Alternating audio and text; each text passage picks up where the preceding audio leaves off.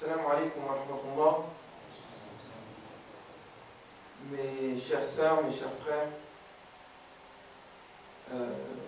je commencerai d'abord par, après les salutations que l'on doit entre frères et sœurs, je me dois de commencer par des remerciements. Des remerciements pour le grand travail que cette ville fait. Nous entendons beaucoup parler de vous. Nous savons ce que les musulmans de L'Aulnay-sous-Bois ont fait d'actions formidables. Et nous sommes en ce moment à Clichy, où cela fait une semaine que nous sommes rentrés dans notre nouveau centre culturel et cultuel. Et Dieu sait que vous êtes pour nous des exemples dans le projet que nous voulons mener. Nous avons vu de quelle manière est-ce que la communauté de L'Aulnay-sous-Bois est mobilisée. Et donc vraiment, je remercie les musulmans d'Aulnay de cette action. Et je remercie le frère Farid, ainsi que toutes celles et ceux qui travaillent d'arrache-pied pour organiser ces conférences. Que Dieu vous accorde et nous accorde à tous son paradis, et qu'il fasse que nos jeûnes et nos efforts soient acceptés par nous. Le sujet qui nous a été, on nous a proposé, on nous a demandé de choisir un sujet. Ayant discuté avec le frère Safradine, je me suis dit, je pense que le sujet qui pourrait nous correspondre et qui pourrait aussi m'aider et qui pourrait aussi nous aider, Inch'Allah, nous tous, c'est un sujet qui concerne la jeunesse. En réalité, je pense que la communauté musulmane mondiale est à la croisée des chemins. Soit nous arrivons à trouver la voie qui nous permettra de commencer le chemin vers l'éveil spirituel et civilisationnel, vers une proposition d'une alternative civilisationnelle par rapport à ce qui se passe aujourd'hui dans le monde, ou soit nous allons encore couler. Déjà, on est dans le fond, mais je crois qu'on va creuser le fond pour aller encore plus profond. On est à la croisée des chemins, nous avons tous les moyens pour réussir, comme nous avons tous les moyens pour échouer. Et le contexte dans lequel nous sommes font qu'il y a tout qui se concentre autour de la jeunesse. En réalité, la jeunesse et sa qualité, la qualité de ses espoirs, de ses rêves, la qualité de ses compétences, de sa confiance en soi, la qualité aussi de son intelligence, font et déterminent l'avenir d'une civilisation.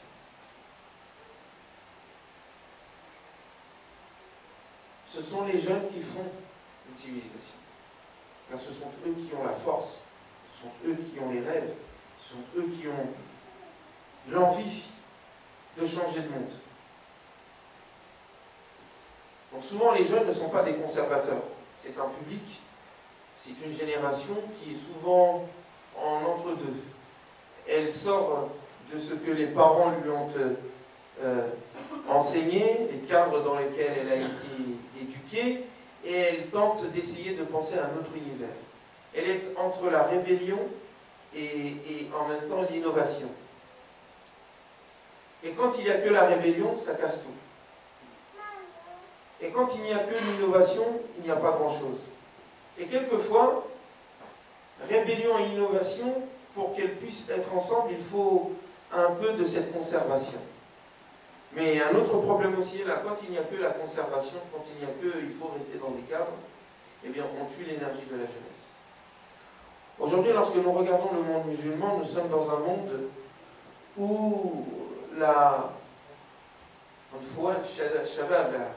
vitalité, l'énergie, le trop-plein d'énergie de la jeunesse peut être détourné vers des choses qui ne sont pas de l'ordre du constructif.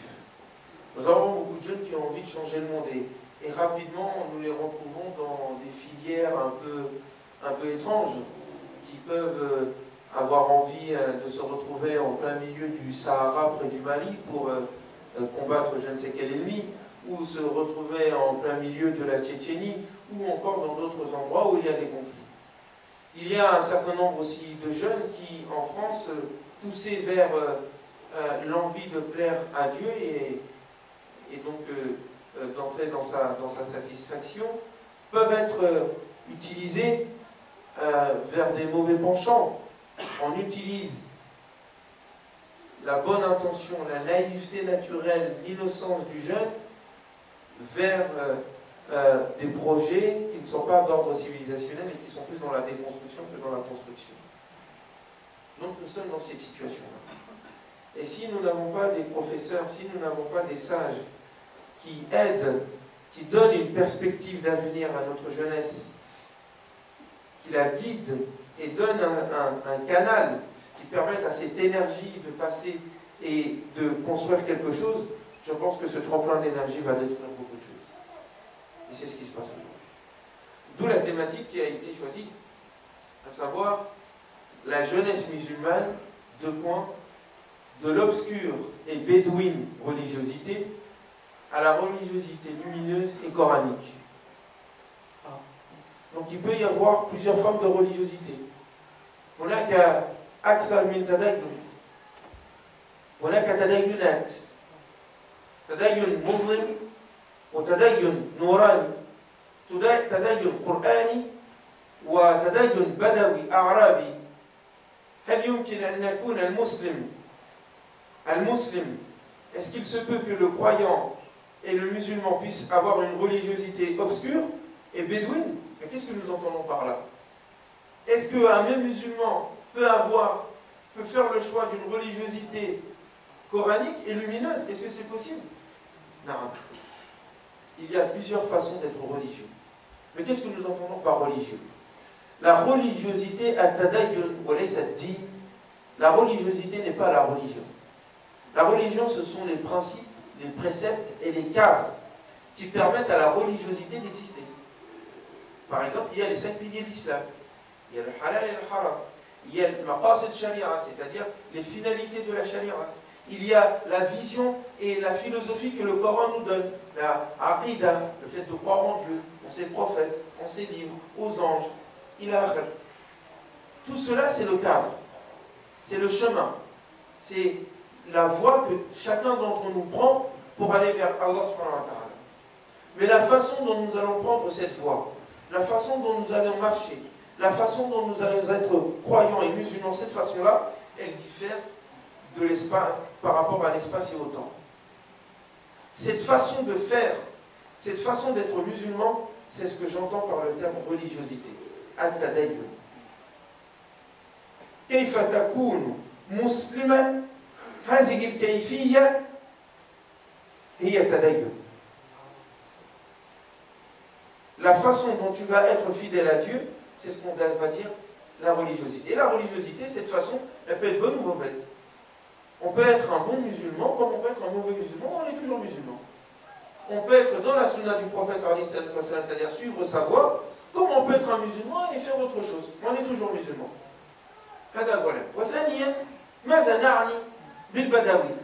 Parce qu'il y a 4 termes qu'il faut comprendre. Ce qu'on entend par la religiosité, ce qu'on entend par la jeunesse, ce qu'on entend par bédouin et ce qu'on entend par Coran. La jeunesse, je l'ai plus ou moins définie. On peut aller un peu plus. On a dit que c'était un entre-deux, entre le monde de l'enfance et le monde, on va dire, de l'adulte.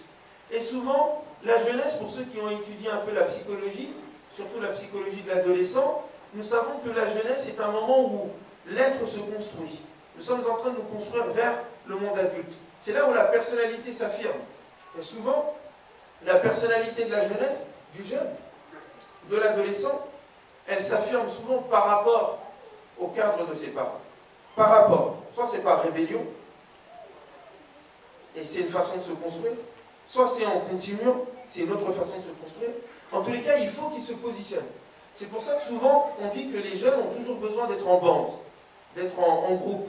Parce que c'est leur façon à eux de se jauger, de se comparer les uns par rapport aux autres. C'est un moment important de la jeunesse. Et c'est un moment où, quand les parents ne savent pas trop comment s'y prendre, ils peuvent faire un certain nombre d'erreurs quant à l'éducation que l'on peut donner. C'est un moment extrêmement fragile. C'est un moment de recherche. C'est un moment d'innocence, c'est un moment de rêve. C'est ce moment-là, à partir desquels les civilisations et les sociétés se construisent. Regardez ce qu'il est dit de Moussa alayhi salatu wassalam, fi surat Yunus, où Allah subhanahu wa ta'ala dit, et ils n'ont cru en lui, parmi les enfants d'Israël et ceux qui étaient autour de lui, il l'a fitya. qu'à part, il n'y a eu qu'un certain nombre de jeunes qui l'ont suivi. À cause de la crainte que faisait peser et régner Pharaon. Dans Surat Al-Kahf, nous voyons cette jeunesse qui est aussi prise en considération à travers les jeunes Ashab al-Kahf, des gens de la caverne.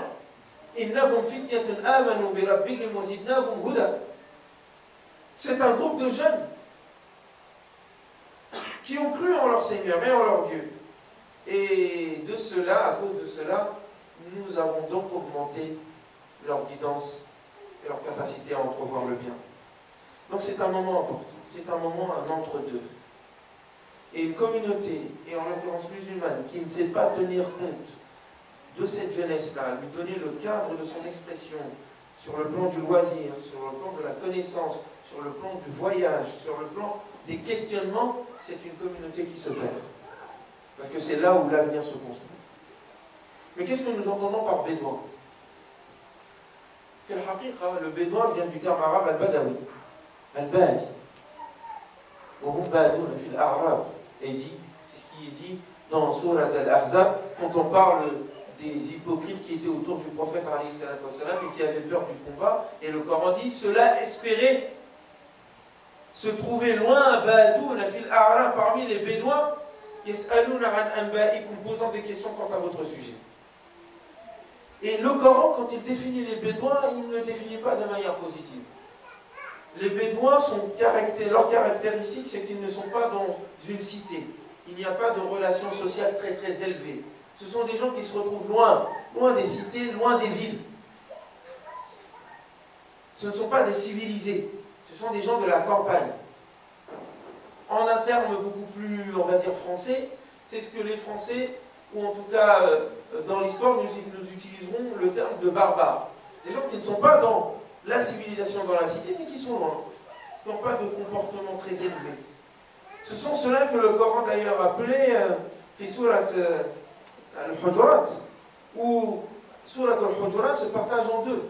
Il y a l'ensemble des comportements qui correspondent aux croyants, qui par exemple la yuqaddimuna bayna Allah wa rasulihi wa la yarfa'una aswatahum wa la yunaduna ar-rasul sallallahu alayhi wa sallam min wara'i al-hujurat ila akhir hadhihi al-ayat.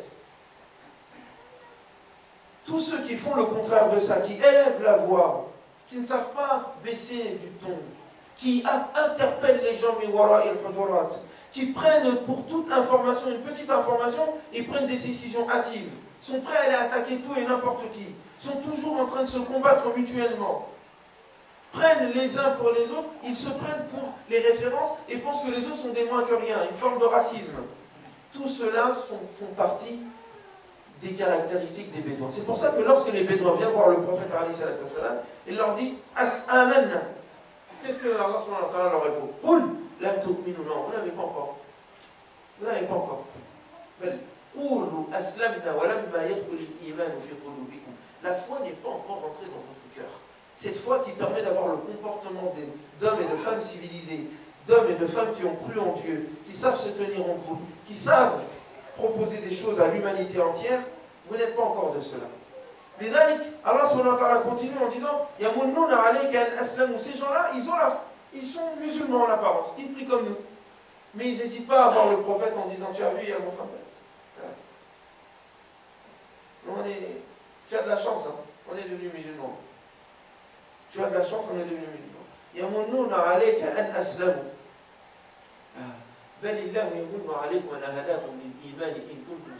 C'est Dieu qui plutôt peut se targuer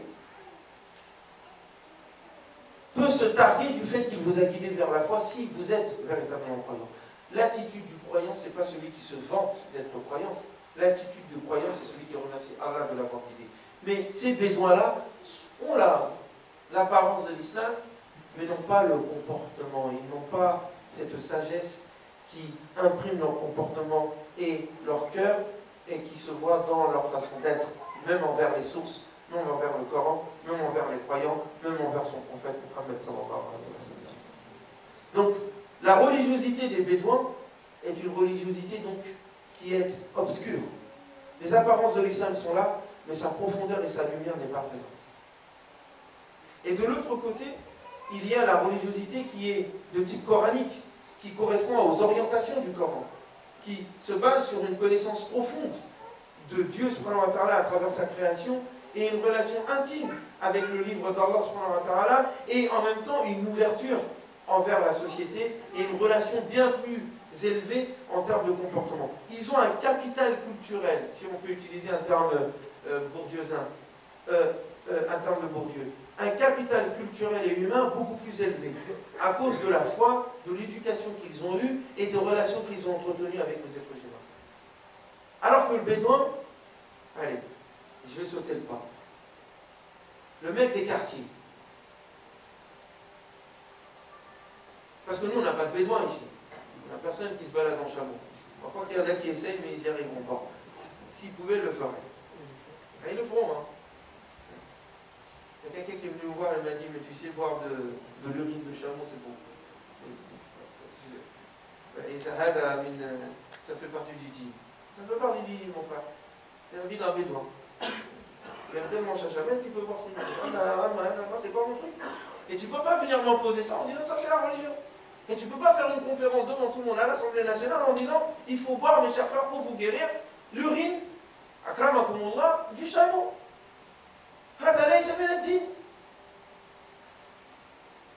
Vous, ça fait partie du dîme. Je vous laisse la réponse. Revenons à un autre sujet. Donc, les mecs, quand on regarde les gars des quartiers ou ceux qui sont un peu isolés, les caractéristiques des bédouins, des gens de campagne, qui sont un peu frustres, rustres, durs, comprennent pas grand chose, tu leur parles, ça rentre pas. T'as beau, quand ils s'accrochent à quelque chose, ils lâchent pas. Ça change pas d'avis. Quand vous interpellez, quand vous discutez avec les gars des quartiers, je connais bien parce que j'ai été éducateur et j'ai grandi à la Goutte d'Or. Donc on discute. On voit un peu les mêmes caractéristiques. Quelqu'un de fermé, et cette fermeture, elle est souvent due au fait qu'il a évolué que dans un seul environnement, dans le même quartier. Toute sa vie, il a vécu dans le même endroit. Comme le bédouin, il a vécu dans le même village, avec le même groupe. Il n'a vu rien du tout. Il n'est pas allé dans la cité, il n'a rien.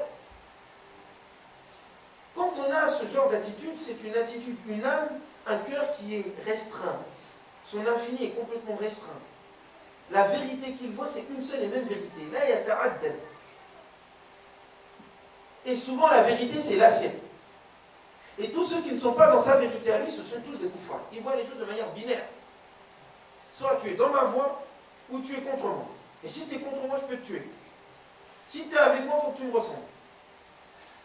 هذه العقلية كانت موجودة عند النبي صلى الله عليه وسلم في عهده. C'est existé à l'époque du prophète Mohammed sallallahu alayhi wa sallam. Quand tu as quelqu'un qui vient le voir comme ça, il dit Ya Mohammed, Anta lam ta'dil fi hadhihi al-qisma. Tu n'as pas été juste là dans la façon dont tu viens de diviser les biens. En fait, tu n'as pas été juste. En fait, se met en colère et dit mais que ta mère te perde. Si moi je ne suis pas juste, qui sera juste ici? Mais un compagnon à côté, il dit à Rasulallah, laisse-moi en finir avec lui. Il dit non, laisse-le. Il se peut qu'il dise la ilaha illallah. Mais il continue, il dit, mais de cet homme-là sortira un groupe de personnages qui rentreront dans la religion sans en être imprégnés, comme une flèche traverse un champ. Si je fais bien la traduction. Qu'est-ce que ça veut dire? C'est qu'ils ne sont pas imprégnés. C'est un frère ou une sœur qui avait à un moment donné un certain vécu dans son environnement restreint, dans son quartier. Il est rentré fidji, il a laissé pousser sa barbe, il a le pantalon qui est monté un peu plus haut, mais la foi n'a pas imprégné son âme. Et du coup, il a le même comportement que quand il était en bande avec les autres. Sauf que maintenant, il dit juste Allah Akbar, Bismillah, Mashallah, c'est tout. Il a un tramis long, il a une barbe longue, mais le comportement, le fond n'a pas changé. C'est toujours le même comportement bédouin. Pas dans le sens péjoratif, hein. Maintenant dans le sens sociologique du terme. Une personne restreinte, fermée, qui n'établit pas des relations avec les autres, qui a une vision qui est de l'ordre de l'absolu. Moi, ce que je dis, c'est comme si Dieu l'avait dit.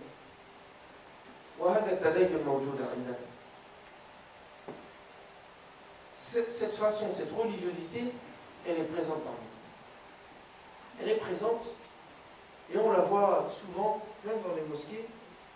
même dans la façon dont nous avons traité cette affaire du Ramadan. On prend des exemples concrets. Où nous avons vu que pendant ce Ramadan, pour déterminer le jour, des gens ont dit que c'était soit mardi, soit mercredi. Oui. C'est pas la première fois que les musulmans ne sont pas d'accord sur ce sujet. Mais de là à venir dans une mosquée jusqu'à se battre, dans une mosquée à côté de nous, les gens sont venus à la main, sont battus. Tu réfléchis, tu dis, mais ces gens-là sont des croyants comme ils sont musulmans. Mais est-ce que dans leur comportement, il y a cette attitude du croyant qui aime pour son frère ce qu'il aime pour lui-même? À qui de là? Ce bédouin qui est capable à un moment donné, tout en disant La ilaha illallah Muhammad Rasulullah, de jeûner comme nous jeûnons, et de venir voir Ali radiallahu anhu et de l'égorger, de le tuer. Pas de l'égorger, mais de le tuer. Celui qui a tué Ali radiallahu anhu faisait partie de ces gens-là. Il voit Ali, Ali n'est pas d'accord avec lui, il n'est pas d'accord avec Ali, il dit tu es un kafir.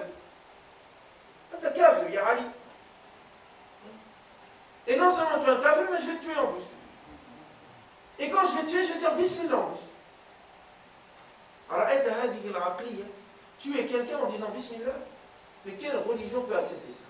Mais pourtant, la personne qui fait cela, et ils sont nombreux en ce moment dans le monde musulman, il suffit de voir ce qui se passe en Syrie. Je regardais juste le profil Al Jazeera, je ne regarde jamais cette chaîne, mais je regarde comme ça par hasard. Et je vois le frère, c'est un frère, Qadarullah, il est là devant la télé, il dit Alhamdulillah, qatalna kada wa kada wa kada wa kada min al-nas. Nous avons, Alhamdulillah, nous avons tué tant parmi les hommes, parmi les radou. Mais hada al-radou huwa muslim. Celui qui le dit avoir tué en disant Alhamdulillah, c'est un croyant comme lui. Mais comment est-ce que sa mentalité en est venue à accepter l'idée de tuer une autre personne, un être humain, et à plus forte raison, un croyant comme lui qui dit La ilaha illallah en disant Alhamdulillah? Vous voyez? Voilà le problème dans lequel nous sommes aujourd'hui. Et cela, je rentre dans la deuxième partie, elle provient d'où? Elle provient du fait que la façon dont nous utilisons ou nous entendons la religiosité, elle est issue d'un héritage, issue d'une volonté de domination. Je parle de l'héritage et ensuite je parle de la volonté de domination. Elle vient de l'héritage, à savoir que Al-Umma al-Islamiyya, Ba'd al-Fitnat al-Kubra, après la grande fitna qui a eu lieu 40 ans après le départ du prophète, si nous regardons bien ce qui s'est passé, nous nous rendons bien compte, et c'est ce que le cheikh Abu Sulaiman disait dans l'un de ses livres, Azamatu al-Wajdan al-Muslim, la crise de l'émotion ou la crise émotionnelle du croyant, ou de la conscience du croyant. Il disait qu'au fond, cette grande fitna a eu lieu au moment où les Arabes, les Bédouins, ont été présents dans l'ensemble des commandements de l'armée. C'était eux la majorité dans l'armée. Et que les chefs de l'armée, qui détient l'armée, détient en réalité toute la société. D'autant que nous étions à l'époque dans une société qui faisait œuvre de futuhat. Ils étaient tout le temps en expansion. Donc le pouvoir militaire a un pouvoir exponentiel et important. Que les compagnons du prophète, qui ont reçu l'éducation du prophète, commençaient à s'éteindre. Il n'y en avait plus trop beaucoup. Ils n'étaient plus à la tête des postes clés. Plus l'ensemble des personnes qui étaient dans l'aristocratie quraishite, Muawiyah, Abu Sufyan, ila Ghazali, ont commencé eux aussi à être présents dans les différents postes clés.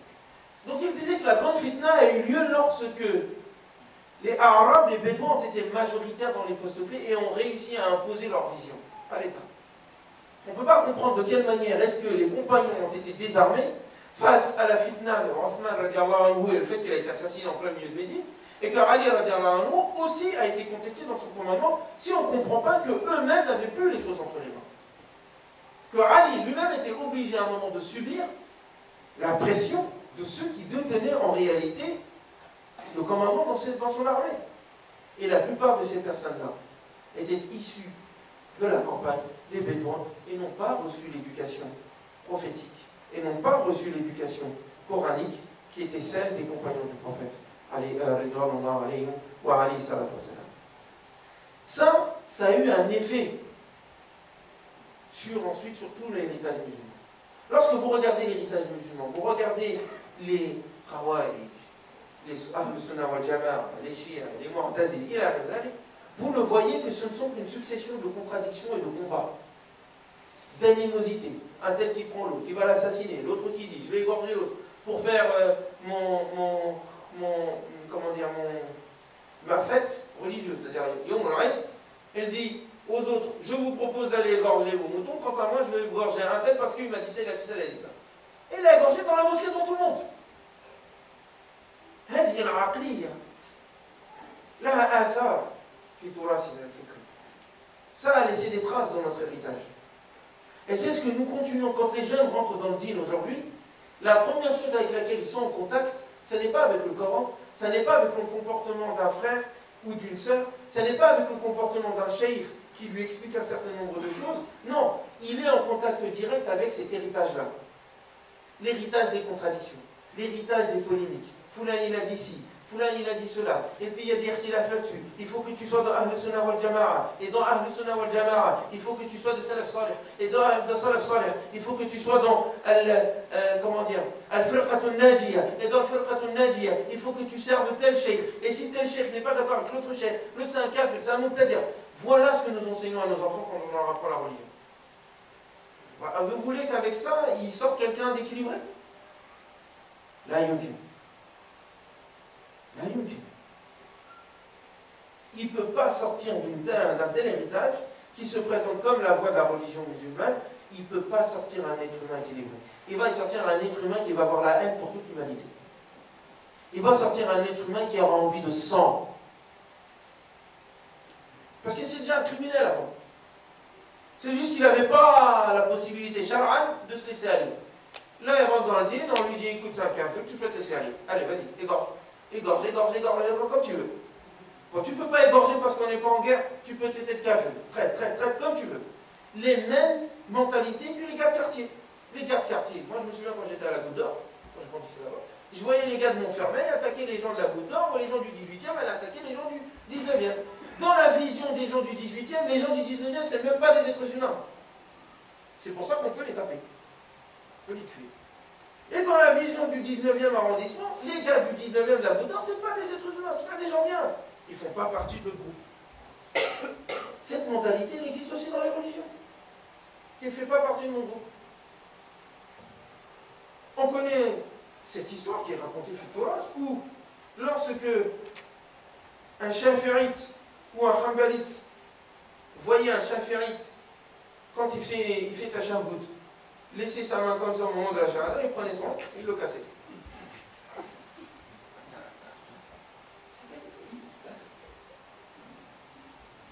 C'est un frère. Il est prêt à côté de toi. Mais vous voyez jusqu'où on était parti. Là, alhamdoulilah, on vient de loin.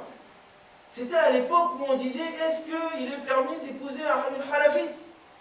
Et la personne disait tu peux l'épouser une halafite qiyasan par analogie parce qu'Allah permet d'épouser une juive ou une chrétienne. Donc, tu peux épouser une halafite. Voilà où on en était. هذه العقلية موجودة. Aujourd'hui même, je me souviens dans notre ville à Clichy, mais dans notre ville, où vous voyez soit des gens qui se positionnent par rapport à leur idéologie, ou soit des gens qui se positionnent par rapport à leur appartenance ethnique. Je suis un Marocain, un Algérien. Moi, dans l'histoire de Clichy, c'était la première fois, en 5 ans, je me suis mis à faire la différence entre les Algériens et les Marocains. Avant, pour moi, c'est tous des Arabes. Masha'Allah, alhamdoulilah, c'est bien et tout. Pour moi, la Tunisie, l'Algérie, le Maroc, c'est pareil. C'est juste des frontières, mais alhamdoulilah. C'est comme nous, le Mali, avec le Sénégal et autres. Mais là, quand on est rentré dans l'histoire de la mosquée, c'est là j'ai vu en fait il y a des différences entre eux. Et ils ont même des différences dans leur village. Il faut que telle mosquée, ça soit le village d'un tel, un truc que je ne connais pas, il faut que ça soit qui commande. Et s'il y en a un qui vient, qui ne fait pas de notre village, il vient pas dire et en ce moment, toi tu sais pas, lui je le connais. Ouais, c'est un schler. C'est quoi un schler? Je ne connais pas Osman. C'est des schlers. Mais vous n'êtes pas tous des Marocains? Non, on n'est pas pareil. Voilà. Et pareil, vous allez à la télévision et tout, il y a quelqu'un qui présente l'islam. On se dit, de l'extérieur, il y a 10 ans, mais personne, parmi les Français, hein, personne ne savait la différence entre un salafi, un wahhabite et compagnie. Vous ne connaissez pas, c'est tous des musulmans. Aujourd'hui, ils connaissent. Parce qu'il y a des fous furieux qui viennent à la télévision qui disent moi, je suis contre les wahhabites. Et les wahhabites, ils viennent moi, les soufis, c'est des Muqtadir. Qu'est-ce que veut dire Muqtadir? Ils sont des innovateurs. Pourquoi? Pourquoi tu définis l'islam par rapport à ton appartenance? Est-ce que le prophète sallallahu alayhi wa sallam était sunnite? Est-ce que le prophète sallallahu alayhi wa sallam était chiite? Est-ce que le prophète sallallahu alayhi wa sallam était mu'tazilite? Est-ce que le prophète sallallahu alayhi wa sallam était malikite? Il était soufi? Il était dans un groupe parmi les nôtres? Ok. Kullu hizbin bima ladayhim farihun. Donc, l'héritage musulman est pollué par deux choses. La pollution de l'idéologie et la pollution du chauvinisme tribal. Ce sont ces deux choses. Soit je prends parti par rapport à un groupe donné, soit je prends parti par rapport à une ethnie donnée. Et Allah subhanahu wa ta'ala فند هذا في سورة آل عمران عندما يقول بعد أعوذ بالله من الشيطان الرجيم بسم الله الرحمن الرحيم واعتصموا بحبل الله جميعا ولا تفرقوا واذكروا نعمة الله عليكم إذ كنتم أعداء فألف بين قلوبكم. Unissez-vous autour de la corde de Dieu et ne vous divisez pas. Et rappelez-vous, souvenez-vous, lorsque vous étiez tous divisés les uns contre les autres, ennemis. Les Khazraj étaient contre les Haus, les Médinois, Yathrib étaient contre Makkah. Les Africains peut-être étaient entre eux, ils se disputaient. Les Arabes entre eux, ils se disputaient. Chacun selon son appartenance. Et il a établi la concordance entre vos cœurs. Et vous étiez sur le bord du gouffre du feu à cause de ces divisions. Et je crois qu'on y est. Je crois que si nous regardons notre situation, nous sommes au gouffre du feu. Parce que cette division que le Coran est venu combattre, elle est parmi nous. Chacun se définit non pas par rapport à un Dieu et aux orientations du Coran et à l'exemple du prophète Mohammed, mais chacun se divise par rapport à son cheikh, par rapport à son madhab, par rapport à sa tribu, par rapport à son origine, par rapport à son quartier. Bref, tout ce qui t'enferme. Dieu t'a mis le monde entier, il a dit tout ça c'est à toi, toi t'as dit je veux juste les toilettes, je vais rester dedans. Il t'a donné l'univers, toi tu dis je vais rester dans les toilettes. Parce que le chauvinisme c'est les toilettes de la pensée. L'idéologie, je ne vais pas dire le reste de ma pensée. Donc, puis ensuite il continue. Puis ensuite, et ne soyez pas comme ceux qui se sont divisés, après que la connaissance et les preuves évidentes leur soient venues. Ça, cela, c'est qui? Les gens du livre, qui eux ont reçu le livre, les religieux. Les autres, c'est des chauvins, ils ne connaissent que leur tribu. Les autres, c'est le livre qu'ils ont. C'est religieux, une idéologie. Chacun étant divisé et content de ce qu'il possède individuellement. Les deux sont réunis et le Coran dit ni l'un ni l'autre. Ni l'animosité tribale, ni la division idéologique.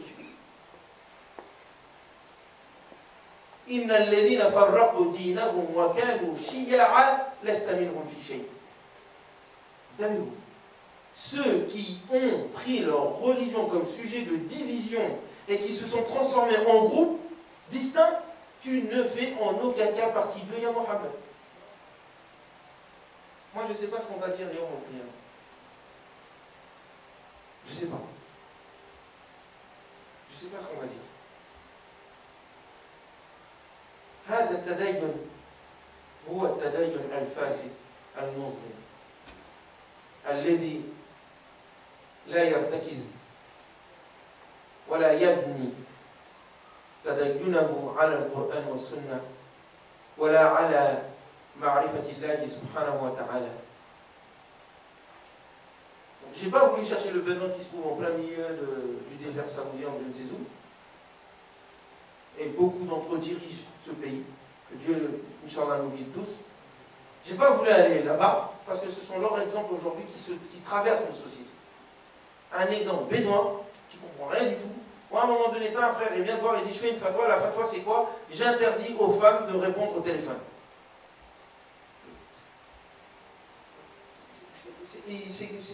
c'est quoi ton but quand tu dis ça, Yahri? Parce qu'une femme ne doit pas aura, et si elle prend le téléphone, il se peut qu'elle rencontre un homme et que l'homme entende sa voix et qu'il y a fitna dans sa tête. Subhanallah, ya akhi, هل هذا موجود في القرآن؟ هل هذا موجود في السنة؟ لا يا أخي، اتق الله. Crains Dieu. Laisse les hommes libres.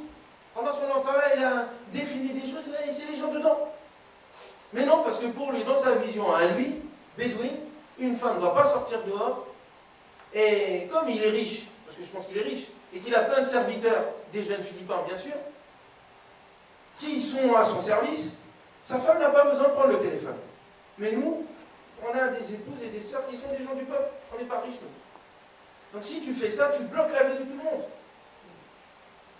Donc tu ne peux pas imposer une vision que tu as qui est de ta société et qui n'est pas en adéquation avec les finalités de l'islam, tu ne peux pas venir nous l'imposer en disant c'est bismillah. Et beaucoup de jeunes sont fascinés par l'apparence. Il suffit qu'il y ait un cheikh qui vient avec une barbe, avec un khamis, il dit qala Allah qala Rasoul, il dit 2-3 mots en arabe et ça y est, c'est fini. Méfiez-vous des apparences, méfiez-vous des apparences. Méfiez-vous de l'apparence. Allah subhanahu wa ta'ala n'a pas basé sa religion sur l'apparence. C'est pas l'apparence qui compte, c'est le fond. Quelqu'un vient avec un khamis, tout blanc, il peut être moins intelligent que quelqu'un qui vient en costard cravate. C'est le contenu qui compte, pas la forme. Revenons au deuxième cas. Qu'est-ce que nous entendons par la religiosité lumineuse et coranique?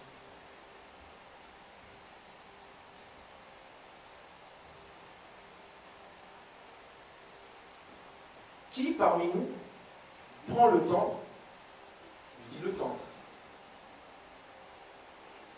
de mettre en contact, de se mettre déjà lui-même en contact avec le Coran de manière quotidienne? Je vais essayer de comprendre ce qu'il me dit. Je vais essayer de méditer ce qu'il me dit. Que lorsque Allah subhanahu wa ta'ala me dit Ya ayyuhan nas, ô être humain, Inna khalaqnakum min dhakarin wa untha, nous vous avons créé d'une femme et d'un homme et d'une femme. Wa ja'alnakum shu'uban wa qaba'ila lita'arafu, et avons fait de vous des nations différentes. Pourquoi? Pour que vous vous entreconnaissiez, pour que vous échangiez.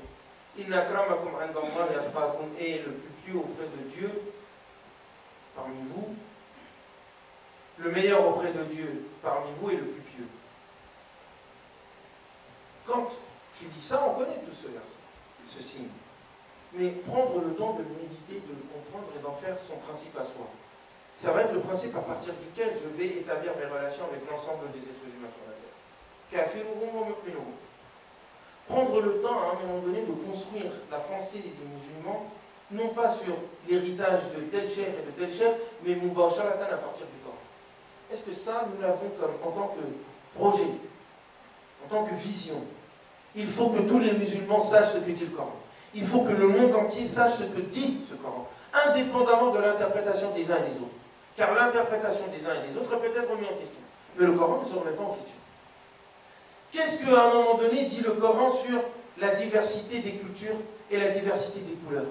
Qu'est-ce que dit le Coran sur la relation entre les hommes et les femmes? Je me souviens lorsque j'étais à l'Association des étudiants islamiques de France, qui est une association qui avait été mise en place par le professeur Hamidullah, rahimahullah, c'est la première association musulmane de France. En 1963, ça a été créé. Je me souviens, je discutais avec certains professeurs qui étaient là-bas, et je disais, mais ce qui est étrange, c'est que moi, quand je lis le Coran, j'ai l'impression que le Coran, il dit que les hommes et les femmes sont égaux. Mais que quand on voit le comportement des musulmans, ce n'est pas le cas. Alors que normalement, cette question d'égalité entre les hommes et les femmes, la Bouddha Nyakuna, min ad-darurat, al-ilmiyya, al-ma'aloum, min ad-din bid-darura.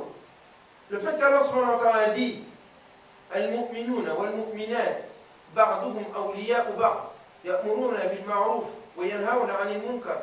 Que les croyants et les croyantes sont les uns pour les autres des alliés et des soutiens. Ils font la prière et ils donnent la zakat. Quand je vois ce signe-là, quand je vois un autre signe qui dit Ya ayyuhan nas, inna khalaqnakum يا أيها الناس اتقوا ربكم الذي خلقكم من نفس واحدة وجعل منها زوجها وبث منهما رجالا كثيرا ونساء. Il vous a créé d'une seule âme et il a créé à partir d'elle sa paire. Homme ou femme, Dieu ne l'a pas déterminé. Zawjaha. Zawj veut dire ce qui est avec toi.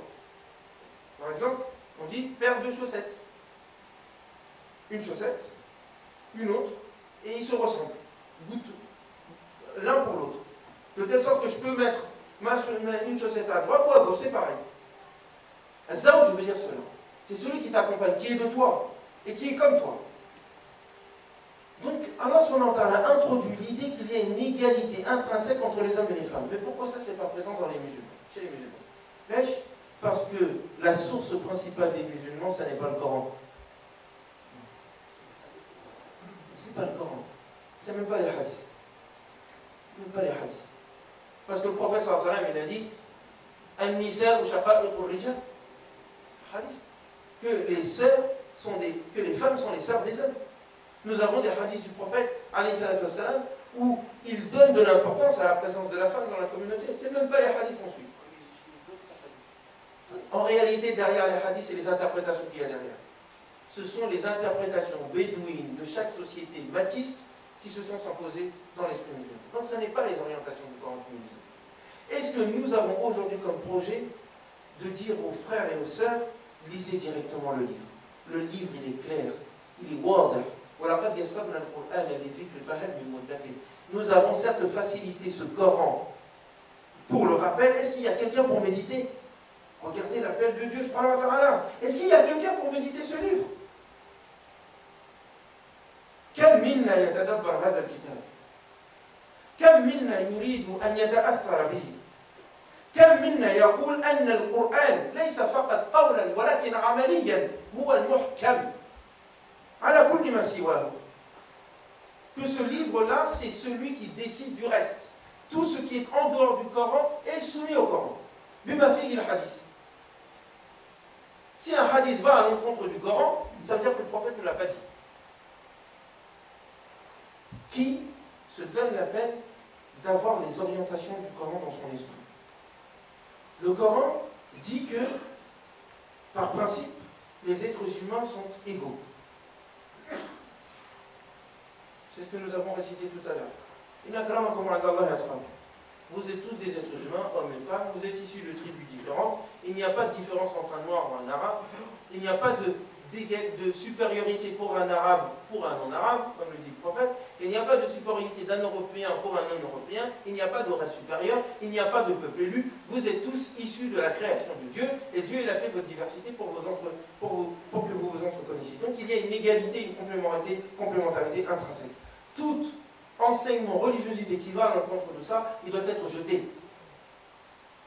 Tu as un enseignement qui dit qu'il y a une différence entre les cultures et les nations et que des uns sont meilleurs que les autres, c'est pas islamique. Il faut le rejeter. Et tu n'as pas besoin de faire l'université à l'Azhar. Tu as besoin juste d'être intelligent et de comprendre un peu les orientations du Coran. Voilà, ça je pense, Moutah, c'est présent ici. Deuxième point, que la vérité dans ce monde total, absolu, que quelqu'un peut dire, moi ce que je dis c'est la vérité, comme si Dieu l'avait dit, moi je m'en quitte, c'est pas possible. Personne ne détient la vérité absolue. On s'en approche, on fait des efforts pour y arriver, on se concerte mutuellement, on essaye de trouver la voie, on peut s'en approcher, mais personne ne peut dire, moi ce que je dis, ou ce que mon cheikh dit, ou ce que mon peuple dit, c'est la vérité absolue. C'était comme si tu disais je suis Dieu. Et là, au shirk, tu donnes à ton cheikh ou à ton imam ou à ta tribu ou à ton papa ou à ton héritage la même place qu'Allah subhanahu wa ta'ala lui-même. Non. Tout héritage qui vient d'un être humain, tout propos qui vient d'un être humain qui n'a pas reçu la révélation, il est à remettre en question. On prend et on jette. Deuxième principe. Toute personne qui vient vous voir et vous dit, moi ce que je dis, c'est ça et c'est pas autre chose, il veut vous dominer. Je disais que l'héritage musulman avait aussi une deuxième influence. Après l'histoire du bédouin, c'est l'histoire de la domination. La religion lorsque les tyrans et les dictateurs l'apprennent, ils en font un moyen de soumission divine. Il fait n'importe quoi et il dit, écoute, c'est Dieu qui l'a permis. Qu'est-ce que tu peux répondre? Rien.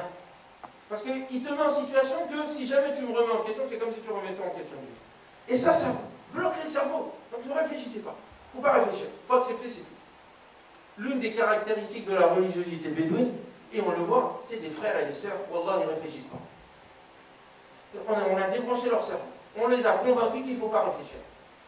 Tu as des frères, machallah, ils ont fait un doctorat, ils ont des maîtrises, ils ont des compétences. Par contre, quand ils rentrent dans la religion, hop là, c'est fini, c'est fermé. Ils peuvent croire en tout et n'importe quoi. C'est ce que le frère tout à l'heure ça dit, donné comme exemple.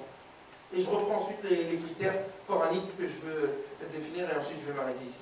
Il disait un exemple, ça va peut-être vous choquer, donc on va voir la réaction Inch'Allah des frères ici aussi et des sœurs. Mais s'il y a un problème, c'est lui que vous voyez, vous voulez voir, je suis son élève.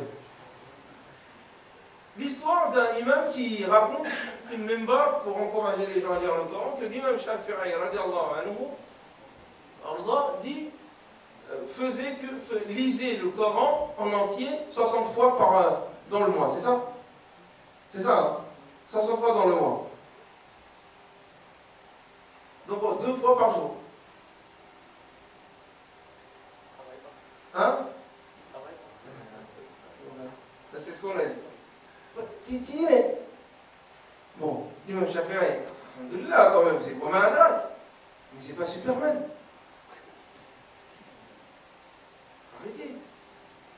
Pourquoi donner de tels exemples? Pour la fête, si ça ne rentre pas dans la tête. Mais comment ça peut rentrer dans la tête quand on a débranché nos cerveaux? C'est l'imam qui l'a dit, il a une grande barbe, on ne peut pas le remettre en question, c'est comme le Coran, et c'est comme ça que les superstitions rentrent dans les esprits. Tout et n'importe quoi rentre dans la tête.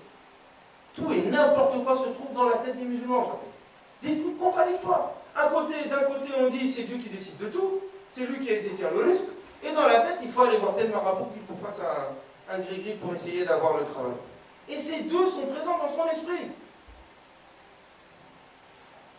Et pour que ça soit présent dans son esprit, il ne faut pas qu'il réfléchisse. Parce que quelqu'un qui est convaincu que c'est Dieu qui décide de tout, il ne peut pas aller voir un voyant, un marabout, soi-disant, lui-même s'il pouvait, il ne serait pas dans le taudis dans lequel il est. Parce que vous ne verrez jamais un marabout dans un palais. À chaque fois, ils sont dans les coins perdus. Mais pour que ça soit présent dans la tête, il faut que tu débranches ton cerveau.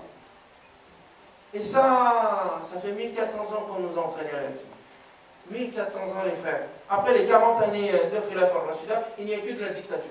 1400 ans, on nous a éduqués là-dessus. On a dit à la Oumar, réfléchis pas. À chaque fois qu'il y avait des gens qui essayaient de se rebeller contre la justice, on lui disait, tu es contre Dieu. Et on lui coupait la tête. Et c'est rentré dans nos cœurs. C'est un réflexe. Soit on coupe la tête des gens, on est des arabes, soit on est des obéissants au roi. Et les deux sont ensemble. Mais dans les deux cas, on n'est pas avec le corps. Je reviens donc sur ces orientations. L'orientation aussi coranique, elle est la suivante, elle est que l'ensemble de l'humanité, l'héritage de l'humanité est un héritage musulman, dans le sens qu'il correspond à l'islam, lorsqu'il y a le bien et la justice dedans. Pourquoi?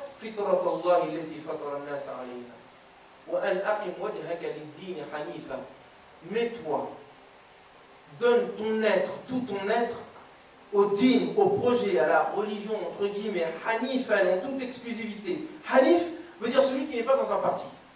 C'est pour ça qu'Allah parle d'Ibrahim, il est hanif. Parce qu'il n'est ni juif, ni chrétien, ni mouchrik. Il était dans le... On ne peut pas le mettre dans une case. Hanifan, complètement, exclusivement lié à Dieu directement. Dans aucun groupe. En toute exclusivité, en t'écartant de tous les partis. C'est quoi ce din? Ce din sur lequel tu dois te baser de tout ton être, c'est la fitra humaine. C'est la nature humaine. Ce sur quoi, les bases sur lesquelles l'humanité a été construite, c'est ça le din. Tout ce qui sort de cette humanité-là, il est bon. Il est bon. C'est pour ça que les êtres humains, le prophète et les prophètes ne sont pas venus pour dire aux gens comment lire et écrire, comment réfléchir, comment... Non, non, non. Ils sont venus pour aider à leur réflexion qui est naturelle de trouver la voie. Il y a un Dieu, il y a un Yom al-Qiyamah, il y a un sens. Mais le reste, les compagnons, le prophète Mohammed lui-même a trouvé un système qui existait parmi les Arabes, il l'a pris. Plein de choses qui existaient parmi les Arabes, il les a pris. Ce qui n'était pas bon, il l'a changé. Pourquoi? Parce que tout n'est pas mauvais dans les sociétés humaines.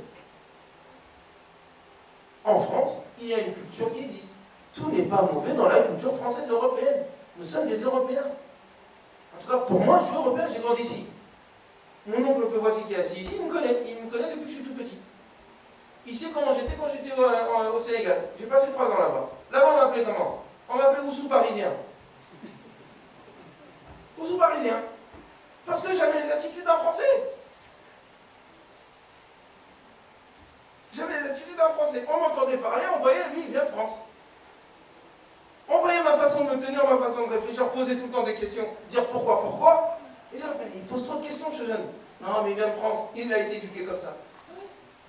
Il vient de France, j'ai été éduqué comme ça. Maintenant, quelqu'un vient voir un monsieur qui a grandi comme moi en France, on est parti dans les mêmes écoles, dans les mêmes cantines, et il me dit, il faut que je vive comme en Arabie Saoudite. Moi, je suis tranquille, tu veux me tuer? Je ne peux pas. La culture française et la culture européenne, toute la culture du monde, c'est une culture islamique. Dans le sens où l'islam, c'est pas ce que les musulmans ils ont fait seulement. L'islam, c'est ce qui correspond à Allah et ce qui correspond à ce que le Coran nous donne. D'orientation générale. Du coup, je peux lire Bouddha, je peux lire toutes les spiritualités du monde et j'en tire ce qui correspond aux finalités. Bref, non, je vais même plus loin. En tant que oustaz, nous, les croyants musulmans, Allah subhanahu wa ta'ala nous a donné pour rôle d'aider les autres à avoir l'héritage, leur héritage,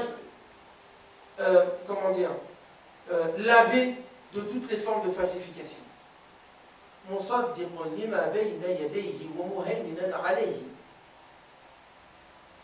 Le Coran vient pour confirmer la véracité de ce qui se trouve devant lui. Ce n'est pas seulement Tawrat ou l'Injil, tout l'héritage humain spirituel. Parce que l'héritage humain spirituel, les dictateurs religieux ou politiques, lorsqu'ils veulent soumettre les gens, ils falsifient l'héritage. Ils y mettent dedans ce qu'ils veulent. Pour que lorsque les gens vont aller vers cet héritage-là pour y trouver la science et la guidance, croyant être guidés par Dieu, suivent en réalité ce que les dictateurs veulent mettre dedans. C'est exactement ce que le Coran reproche aux gens du livre. Yaktubuna bi aydihim, ils écrivent dans les livres de Dieu de leurs propres mains pour que vous pensiez que ça vient de Dieu. Même quelquefois, Yalwouna, ils sont en train de bien parler avec une voix mielleuse et délicieuse pour que vous pensiez que ce qu'il est en train de dire, c'est le Coran qu'il a dit. Ou c'est le livre de Dieu. Non. L'héritage spirituel, il est à travailler et à corriger par le Coran. Lorsque nous rencontrons des bouddhistes, lorsque nous rencontrons des sikhs, lorsque nous rencontrons des Indiens, lorsque nous allons par exemple au fin fond de l'Afrique ou de l'Amazonie, lorsque nous rencontrons tous ces peuples-là, notre but c'est pas de dire vous êtes tous des koufars, il faut tous les tuer ou faire en sorte de les forcer à venir. Ça c'est la 4e condition et sur laquelle je vais m'arrêter. Non, c'est de dire qu'est-ce qu'il y a dans leur héritage qui correspond à la vérité. Seulement Mohammed sallallahu alayhi wa sallam, son enseignement ne leur est pas venu. Et donc le message de Mohammed va parfaire leur enseignement. Et c'est comme ça que les musulmans deviennent ouverts à l'ensemble de l'humanité et non pas fermés par rapport à leur propre héritage falsifié. Et 4e point, et je finis là-dessus, il n'y a pas de contrainte en matière de religion. Si personne ne peut avoir la vérité absolue, si personne n'est au-dessus de l'autre, tout le monde est égal. Si en même temps, toute l'humanité et son héritage est notre héritage, il ne peut pas y avoir de contrainte. Tu ne peux pas contraindre quelqu'un en disant il faut que tu penses comme moi. C'est ce que je disais hier à Ibn Khaldoun au centre culturel, où on était dans le commentaire ou dans la discussion, la méditation du terme dans Surat al-Ghashiyah, Fadhakkir innama anta mudhakkir lasta alayhim bimusaytir. Rappelle, parce que ton rôle, ça n'est juste que de rappeler. Tu n'es pas là, ya Muhammad, pour avoir une quelconque contrainte sur eux. هذا موجود بكثير في القرآن الكريم. وما أرسلناك عليهم حفيظا وما أنت عليهم بوكيل وما أنت عليهم بجبار. Tu n'es pas là pour être un tyran sur eux. Tu n'es pas là pour être un gardien sur eux et de les surveiller. Toi, Mohammed, tu n'es là que pour rappeler. Tu ne peux pas les contraindre. Est-ce que c'est toi qui vas contraindre les gens pour qu'ils deviennent croyants? Qu'est-ce que ça veut dire? C'est que la mission du prophète Mohammed sallallahu alayhi wa sallam, c'était de convaincre, pas de contraindre. Et que la mission de ceux qui sont avec lui et qui suivent la voie lumineuse du Coran, ça n'est pas de contraindre, c'est de convaincre. Mais la religiosité bédouine et obscure, elle contraint, parce qu'elle n'a pas d'argument. Elle préfère prendre son épée et tuer tout le monde. Poser des bombes ça et là parce qu'ils sont contre moi. Mais mes frères, je vous l'annonce, ces années qui vont venir vont être très très difficiles. Nous allons en voir de toutes les couleurs. Mais pas de la part de ceux dont vous croyez. C'est parmi nous. Le combat, il est amené parmi nous. Le problème, il est en nous. Il n'est pas à l'extérieur. Le problème, il est parmi nous. Il y a deux visions de l'islam qui sont en train de s'affronter. L'islam coranique et l'islam des musulmans. Lequel nous allons choisir? Allahu a'lam. Mais tout ce que je sais, c'est que c'est par l'islam du Coran que le prophète Mohammed et ses compagnons ont réussi à faire en peu d'années ce qu'ils ont fait. Et c'est à cause de l'islam bédouin que nous avons hérité, que nous lisons, que nous répétons dans les khutbahs, dans les cours de sciences islamiques, partout, c'est diffusé partout.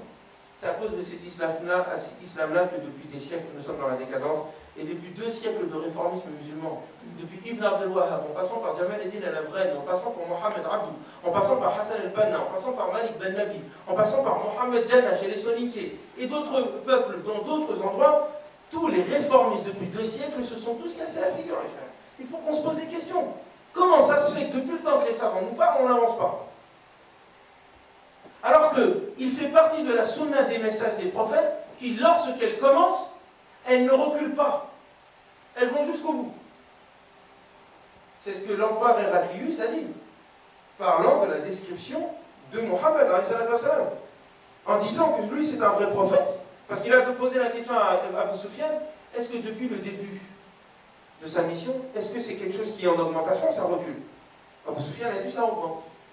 Et l'une des choses qu'il a dit c'est un prophète. Pourquoi? Parce qu'il fait partie de la sunna de Dieu.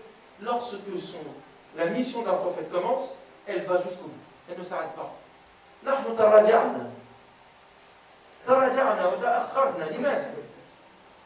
Parce que l'islam sur lequel nous nous basons est problématique. Il faut le corriger. Il faut le corriger à l'aune du Coran. Il faut le corriger à l'aune de la sunna, mais une sunna qui correspond au Coran, à ce que le Coran dit. Et ça, je reviens sur ce que le frère dit. Les hadiths, pour les savants, et je ne parle pas des gens ici, je parle des savants. Les savants se doivent de faire un travail de réforme des sciences du hadith. Car beaucoup de choses sur lesquelles les gens se basent pour faire n'importe quoi, ils prennent un bout de hadith qu'ils ont mal compris, ou qui contredit le Coran, et c'est un hadith. Que Dieu nous protège, qu'il nous aide, Inch'Allah, à mieux méditer le Coran. ربنا آتنا في الدنيا حسنة وفي الآخرة حسنة وقنا عذاب النار وقنا عذاب القبر سبحان ربك رب العزة عما يصفون وسلام على المرسلين والحمد لله رب العالمين. Et désolé si j'ai dit des propos qui ont pu choquer quelqu'un, je ne suis qu'un simple étudiant et en réalité seul le Coran est au-dessus de nous. Barakallahu fikum.